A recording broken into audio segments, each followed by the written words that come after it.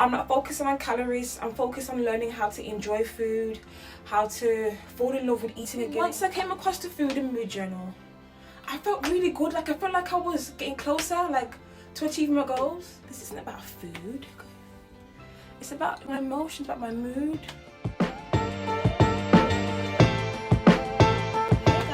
Welcome back to my channel. This video today is going to be about emotional eating. So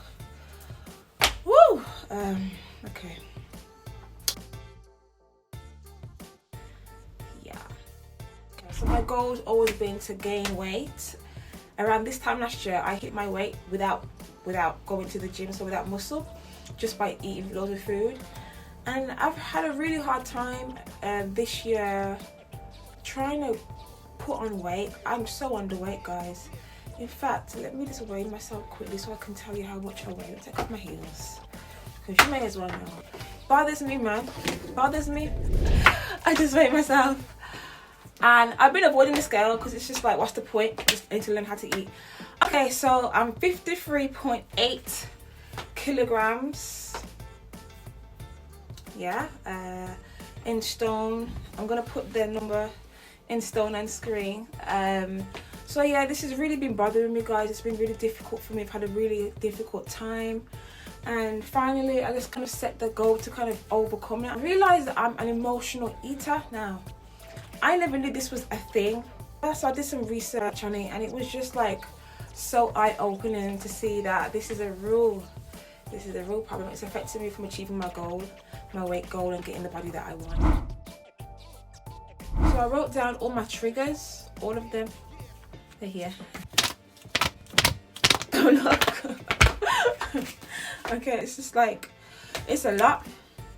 It's a lot. And Instagram's one. Productivity seems to be appearance, because I can't maintain my weight.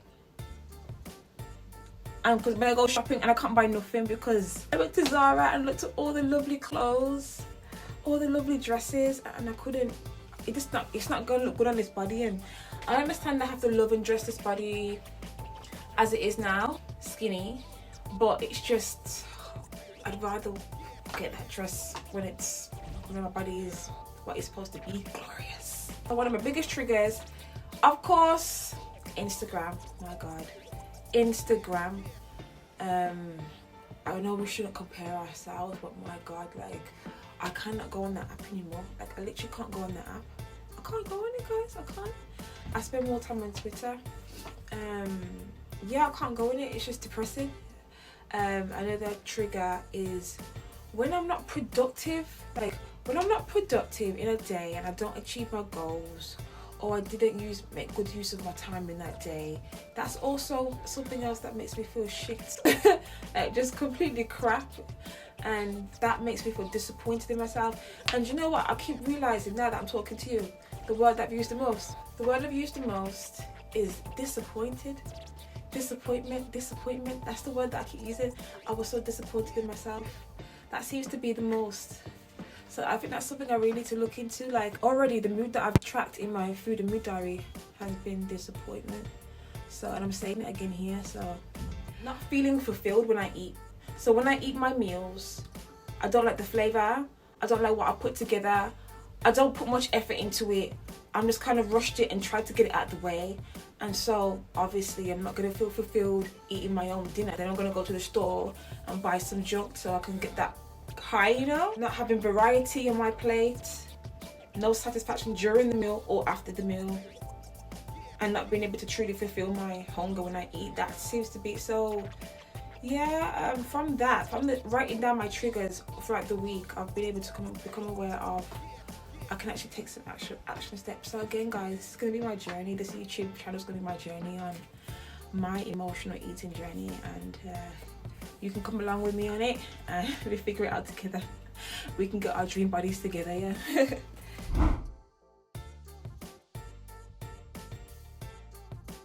I scoured the internet, searching the internet for ages, trying to find somebody who could help me, okay?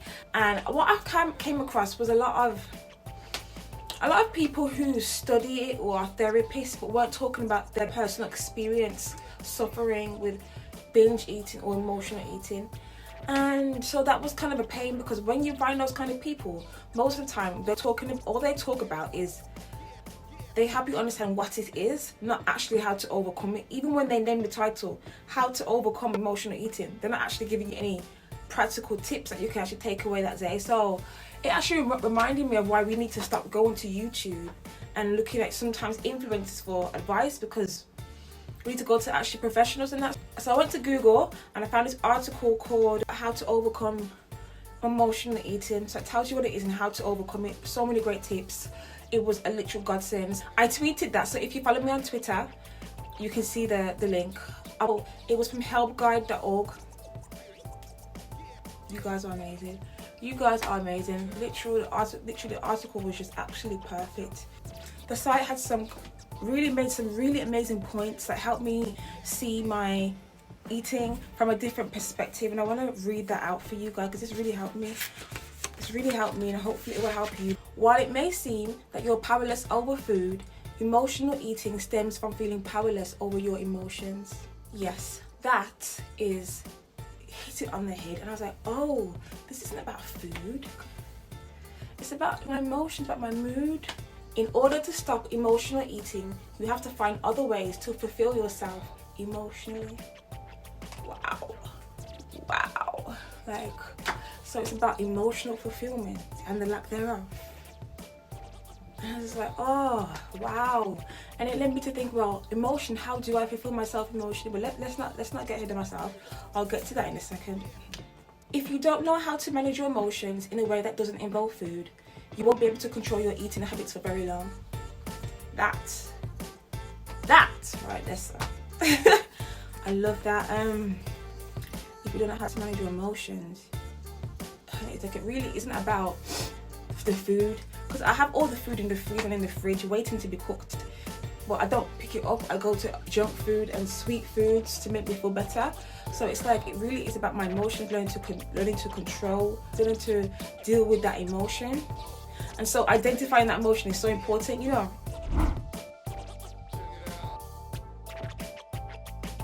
What I did see on the help guide, it said to start, guys, this is the best part. It said to start a food and mood diary. Nobody said this. Nobody else said that. And I said, you know what? That sounds freaking great. I'm gonna try that.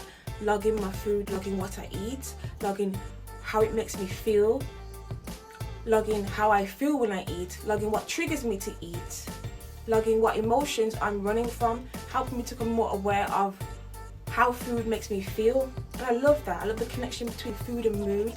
So when they said the solutions that they came up with were to start a food and mood diary, and that's basically what I'm going to be doing. I'm going to start a food and mood diary, and I've already started it, and I've been doing it for 2 days now, and let's see, it's been really eye-opening. My favourite colour. I will be selling my own food and mood journal, so watch out for that. Okay, so my new goal is to, this is water, bottled water with a bit of collagen. My new goal is to not binge eat. So I'm not even at weight gain yet. I'm at learning how to cook, learning how to enjoy food, and keeping this food and mood diary. That's where I am. I want to be further ahead, but I'm not. So I just got to accept that this is where I am in the journey. But yeah, my goal is to not binge eat. I'm trying to do that for like a week. I've been trying to just say, okay, every day is a struggle. From when I wake up, I open my eyes, I'm like, yo, today's gonna be, I was just filled with dread, you know, I was filled with so much dread. But yeah, I need to go for 7 days. I'm thinking of creating like a reward system, so when I actually achieve that goal of rewarding myself something. Let's see if that helps. So don't fall on me, baby. So I'm wearing the same trousers because they're my fave. Yeah, so I don't like long sleeves. I like 3/4 length sleeves, as you can tell. got a bit of makeup on it, don't worry about that. Okay, I was gonna put a belt on, but I didn't really have like a white belt. I don't want the belt to be white and gold, white and gold. So again, my favorite thing to wear in my wardrobe, my white chinos, my favorite clothing in my wardrobe, most worn item, my non-existent butt, but we love the body even though it's skinny, and so it cut out. So where did I get this from? This could just be from H&M, you know. This could just be from H&M. You know, I like my basic, simple, clean. I do want to replace it for a better fabric. It's just, I don't like jeans. I realise that. I'm not a jean girl. I like trousers. And then I just put on some blue heels. Can't remember how much I said I weighed. 53.8 was it? Because I've got the log on here. Well, yesterday I was 53.7, so nothing's really happened. So again, I'm not focusing on calories. I'm focused on learning how to enjoy food, how to fall in love with eating again and enjoy the process of eating, enjoy meal prep, enjoy planning the meals, and just then I can get into counting calories so that I can gain weight. My issue isn't losing weight. Most of the girls online were trying to lose weight, but I don't want to lose weight. I want to gain weight. Yeah. So this is the body. This is the skinny body I'm talking about. Oh, by the way, I've never had a butt. Don't really have much of an obsession with butts. I know a lot of black people have an obsession with butts. I've never had a butt anyway, so I wouldn't even know what that looks like. When I gain weight, it goes to my face, which is where I want the weight, and it goes to my boobs, and it goes to my thighs, and that's it. So face, boobs, and thighs. I've never had a butt. I'm gonna have to get that butt in the gym. I wasn't gonna show my body, you understand?